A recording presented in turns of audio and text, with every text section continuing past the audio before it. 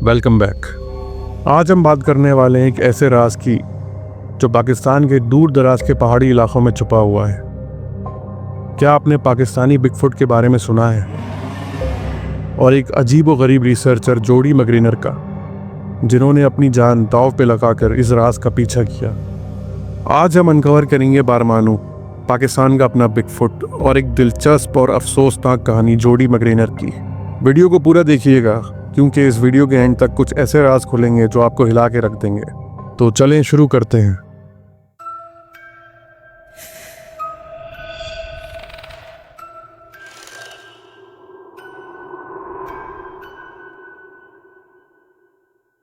बारमानू या बरमानू एक नाम जो चित्राल, कोहिस्तान और नॉर्दर्न पाकिस्तान के जंगलात और पहाड़ों में मशहूर है। लोगों के मुताबिक बारमानू एक आधा इंसान आधा जानवर नुमा क्रीचर है। उसकी हाइट तकरीबन 6 से 7 फीट की डिस्क्राइब की गई है। जिस्म घने बालों से ढका होता है और लोग कहते हैं कि बारमानू एक शाय नेचर का क्रीचर है, लेकिन अगर उसको गुस्सा आ जाए तो वो इंसानों पर भी हमला कर सकता है। आई विटनेस रिपोर्ट्स के मुताबिक बारमानू रात के अंधेरे में निकलने वाला क्रीचर है और जब भी लोगों ने उसको देखा है तो हवा में एक अजीब सी बू भी महसूस की है। अब बात करते हैं जोडी मकग्रेनर की। जोडी एक स्पेनिश जूलॉजिस्ट और क्रिप्टोजूलॉजिस्ट था। क्रिप्टोजूलॉजी का मतलब है कि उन क्रीचर्स के बारे में स्टडी करना जो अननोन है, जो अनडिस्कवर्ड है, यानी उन जानवरों के बारे में तहकीक करना जो अभी तक दरियाफ्त नहीं की गई हैं। उसके अंदर कुछ ऐसी मखलूक़ात भी हैं जैसे येटी, बिगफुट, जिनको अभी तक साइंस ने एक्सेप्ट नहीं किया है। 1992 में जोडी ने डिसाइड किया कि वो पाकिस्तान जाकर बारमानू पे रिसर्च करेंगे। उसने अपनी टीम के साथ चित्राल और कोहिस्तान के जंगलात और पहाड़ी इलाके एक्सप्लोर किए। जोडी ने लोकल लोगों, शेपर्ड्स और गुजरने वाले मुसाफिरों से इंटरव्यू किए। उन इंटरव्यू से एक पैटर्न सामने आया। सब लोग एक ही तरह की मखलूक का डिस्क्रिप्शन देते थे, एक लंबा, बालों से ढका इंसान जैसा जानवर। जोडी ने कुछ स्केचेस भी बनवाए और वो स्केचेस एक दूसरे से हैरानकुन तौर पे मिलते जुलते थे।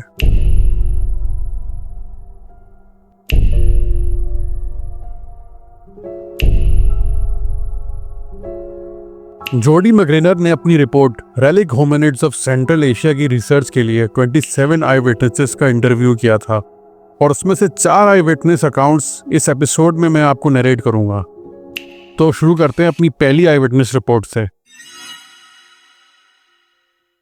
24 मई 1990 को सुबह तकरीबन 10:30 बजे 3 बच्चे, 2 लड़के और एक लड़की, एक गांव के करीब एक नहर के पास खेल रहे थे। मौसम साफ था। बच्ची ने सबसे पहले एक बालों से ढकी हुई औरत को देखा। घबरा के वो एक बड़े से पत्थर के पीछे छुप गई। बच्चों ने उस औरत की मौजूदगी तब महसूस की जब वो उनके करीब आ गई थी। वो औरत पहाड़ से उतरते हुए सीधा उन 2 बच्चों के पास चली गई। वो औरत जब उन बच्चों के पास आई तो बच्चे बिल्कुल डर गए थे और वो औरत उन दोनों बच्चों में से जो सबसे छोटा बच्चा था उसकी तरफ लपकी और उसको पकड़ के ज़मीन पर फेंका। जो दूसरा बच्चा था वो बहुत घबरा गया था और बच्ची के साथ भागकर गांव की तरफ चला गया। दोनों ने देखा कि वो बालों वाली औरत 4 साल के बच्चे गुलनास को उठाए हुए पहाड़ की तरफ भाग रही थी। दोनों बच्चे इतने डर गए थे कि पहले किसी को कुछ बताने की हिम्मत नहीं हुई, ना समझ पाए कि वो औरत असल में क्या है। वो छोटा बच्चा जो बच्ची के साथ भाग के गाँव आ गया था वो सीधा अपने घर नहीं गया, वो एक हमसाये के बाग में छुप गया। तकरीबन दोपहर का वक्त था जब उसका बाप देखता है कि वो अब तक वापस नहीं आया। उसको फिक्र होती है और वो उसको ढूंढने निकल जाता है। उसका बाप जब अपने घर से निकल के हमसाये के घर की तरफ बढ़ता है तो वो देखता है कि उसका बच्चा बाग में सहमा हुआ एक जगह छुपा हुआ है। बाप ने जब उससे पूछा तो बच्चे ने सारी कहानी सुना दी। दोनों माँ बाप ने फौरन गाँव वालों को इत्तला दे दी। एक नाले के पास कुछ बड़े कदमों के निशान मिलते हैं। बच्चे के बयान के मुताबिक उसने जिस शख्स को देखा था या जिस औरत को देखा था उसका रंग स्याह था, इसलिए गांव वालों को लगा कि शायद ये कोई आउटसाइडर है, कोई ऐसा शख्स है जो इस गांव का रिहायशी नहीं है और बाहर से आया हुआ है। तकरीबन 1000 लोगों ने उस पहाड़ को ऊपर से लेकर नीचे तक छान मारा, मगर कोई फ़ायदा नहीं हुआ। ना वो शख्स या औरत मिली, ना वो छोटा बच्चा। आखिर में उन्होंने फैसला किया कि ये किसी परी यानी कि रूह या जिन का काम था। तकरीबन 3 दिन गुजर जाते हैं इस वाक़े को। कुछ गांव के जो मर्द होते हैं वो दूरबीन से कुछ नीले रंग के कपड़े देखते हैं जो एक चट्टान के करीब थे। उनमें से एक आदमी वहां चढ़ गया और वो गुमशुदा बच्चा मिल जाता है, लेकिन वो बच्चा मुर्दा हालत में होता है। वो चट्टान पर पड़ा हुआ था। उसकी मौत को ज़्यादा देर नहीं हुई थी, सिर्फ आधा घंटा गुजरा था। उसकी बाई कनपट्टी और बाएं गाल पर सुराख था जहाँ से खून बह रहा था। बच्चे के पास सिर्फ कमीज़ थी, उसकी शलवार और जूते गायब थे।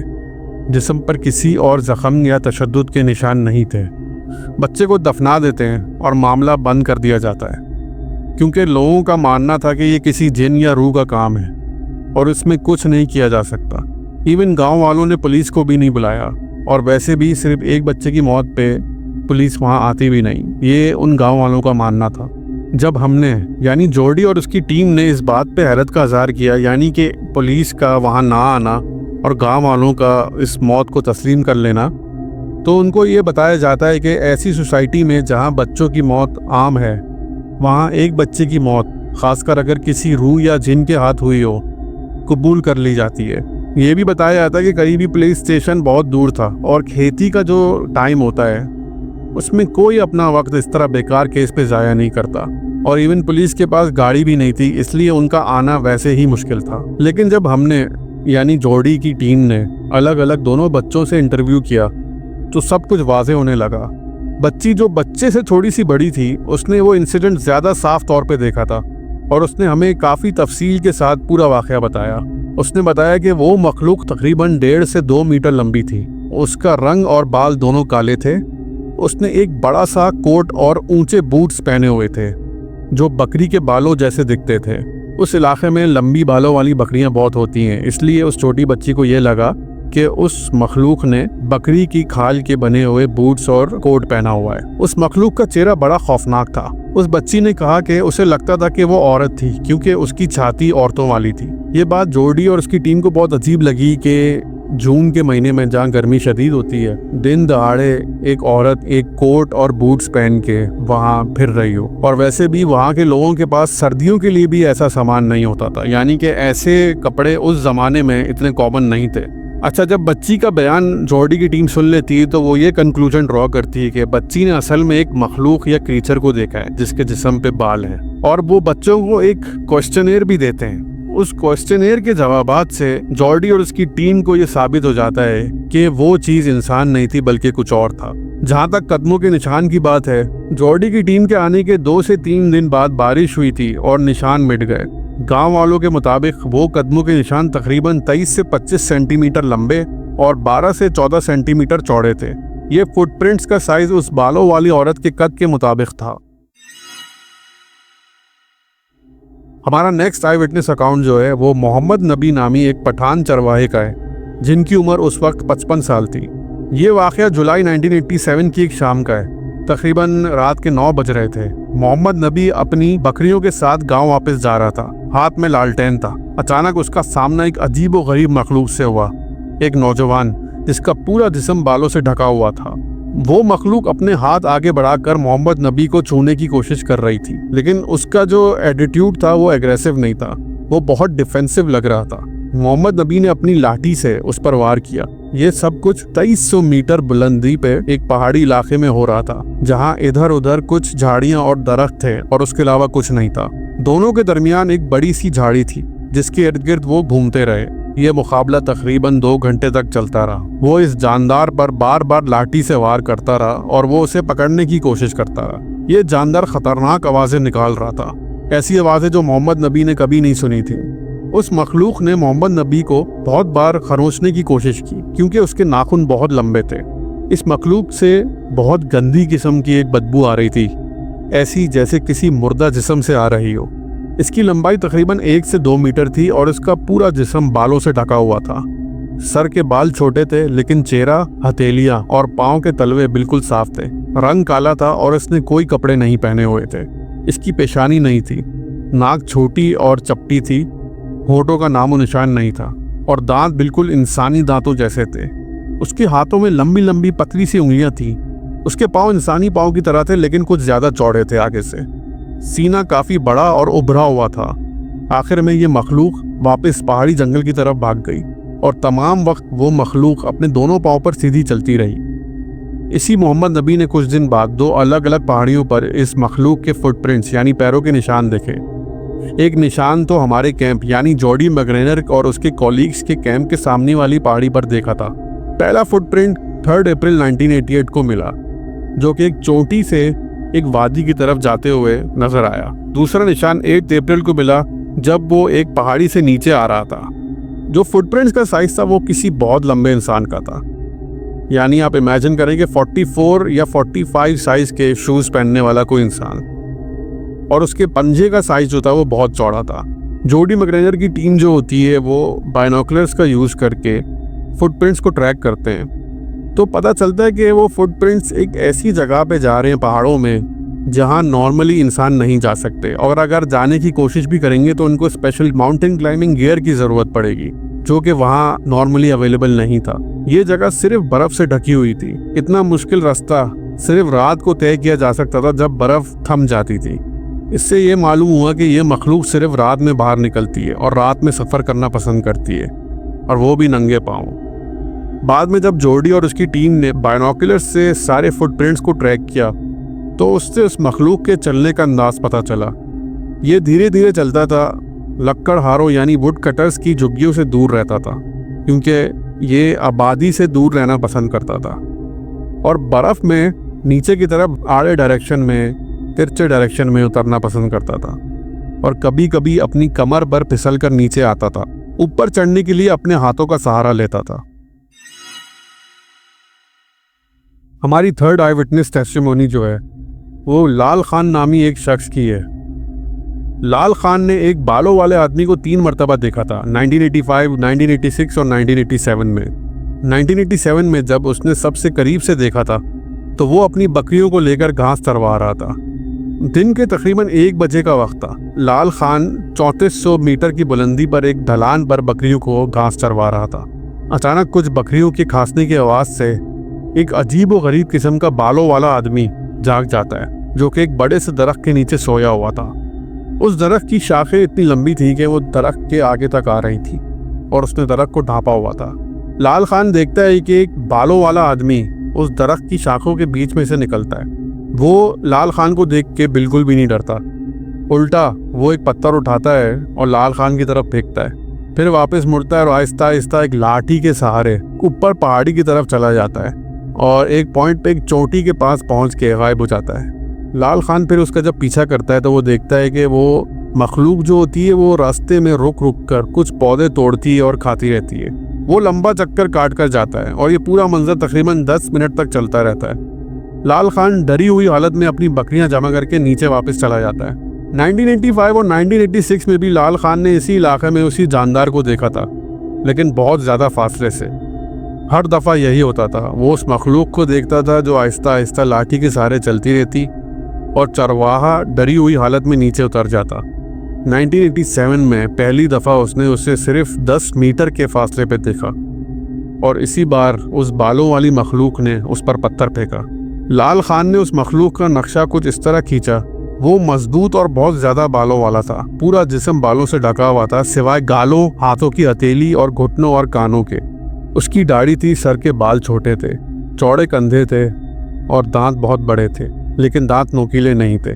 बाल का रंग काला था सिवाय सीने के, जहां बाल सफ़ेद थे। हमारी लास्ट आई विटनेस टेस्टिमोनी जो है वो पुरदुम खान नामी एक 52 साल के चित्राली चरवाहे की थी, और ये वाक़या सितंबर 1977 में उनके साथ पेश आया था।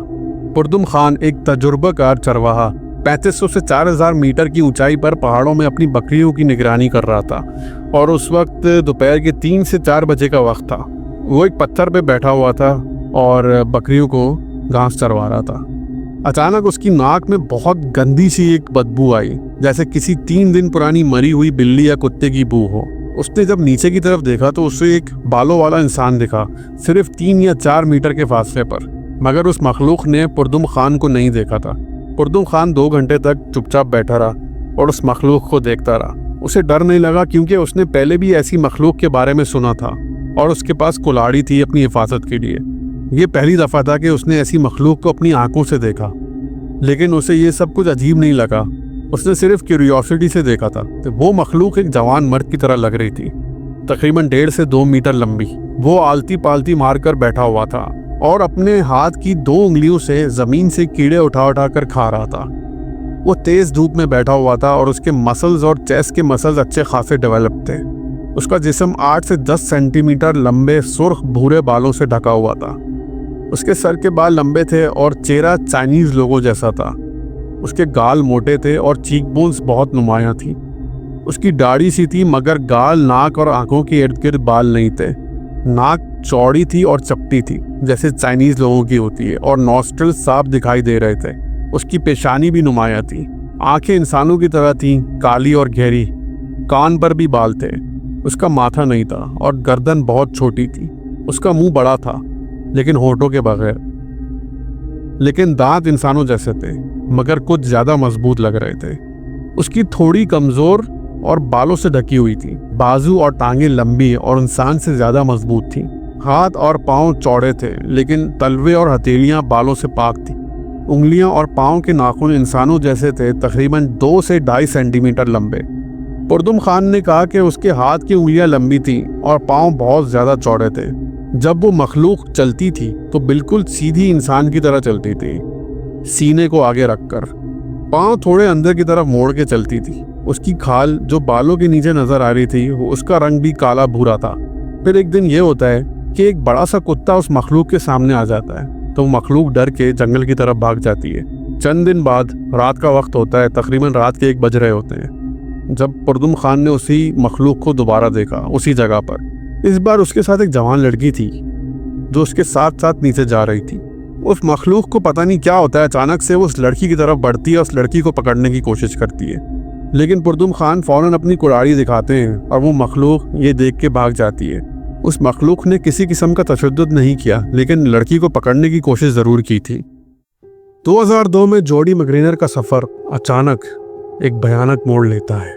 जुलाई 2002 में जोडी को अपने घर के अंदर बेदर्दी से कत्ल कर दिया गया। उनका गला कटा हुआ मिला था और उनके साथ उनके नौकर का भी यही हाल था।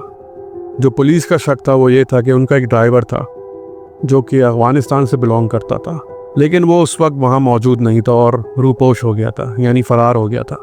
पुलिस की यही रिपोर्ट्स आई कि वो शायद बॉर्डर क्रॉस कर चुका है। जोडी के कत्ल के बाद उनका बारमानू का मिशन जो था वो अधूरा रह गया, मगर उनके कुछ नोट्स हैं, इंटरव्यूज हैं, स्केचेस आज भी एक प्रूफ है कि शायद पाकिस्तान के पहाड़ों में कुछ छुपा हुआ है, कुछ ऐसी चीज़ जो अभी तक इंसानी नज़रों से बची हुई है। पाकिस्तानी बिगफुट या बारमानू के बारे में मेन स्ट्रीम मीडिया में भी, इंटरनेट पे भी बहुत कम चीज़ें देखने में आती हैं। ये क्रीचर अगर एग्जिस्ट करता भी है जो लार्जली अनडिस्कवर्ड है और जो वहाँ के लोकल्स हैं वो खुद एक तरह का फासला रखते हैं इस चीज़ से, क्योंकि उनको डर है कि ये चीज़ उन पर हमला ना करते या उनके जानवरों को नुकसान ना पहुँचाए। क्या ये वाकई में एग्जिस्ट करता है या सिर्फ अफवाहें हैं? आप कमेंट्स में मुझे बताएं कि आपकी क्या राय है।